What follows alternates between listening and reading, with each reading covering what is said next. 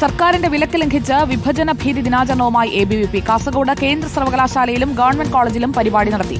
SFIയും MSFും പരിപാടിക്കെതിരെ പ്രതിഷേധിച്ചു. ABVP യൂണിറ്റിന് college അധികൃതർ കാരണം കാണിക്കൽ നോട്ടീസ് നൽകി. വിഭജനത്തിന്റെ വേദനയിൽ ഉപ്പുപുരട്ടുകയാണ് RSS വക്കാലത്തെടുത്ത ഗവർണറെന്ന് CPIM സംസ്ഥാന സെക്രട്ടറി MV ഗോവിന്ദൻ കുറ്റപ്പെടുത്തി. ഭാരത വിഭജന ദിനാചരണം സംഘടിപ്പിക്കണമെന്ന ചാൻസലറുടെ സർക്കുലർ ഒരു വശത്ത്, പരിപാടി നടത്തരുതെന്ന് നിർദ്ദേശിക്കുന്ന ഉന്നത വിദ്യാഭ്യാസ മന്ത്രിയുടെ സർക്കുലർ മറുവശത്ത്. ഇതിലേത് അനുസരിക്കണമെന്ന ധർമ്മസങ്കടത്തിനൊടുവിൽ വൈസ് ചാൻസലർമാർ അനുസരിച്ചത് ഉന്നത വിദ്യാഭ്യാസ മന്ത്രിയെ.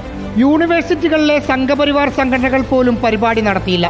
കാസർഗോഡ് ജില്ലയിൽ മാത്രമാണ് വിഭജന ദിനാചരണം നടന്നത്. അതും ABVP മുൻകൈയെടുത്ത് നടത്തിയ പരിപാടി. SFIയും MSFും ശക്തമായി പ്രതിഷേധിച്ചു.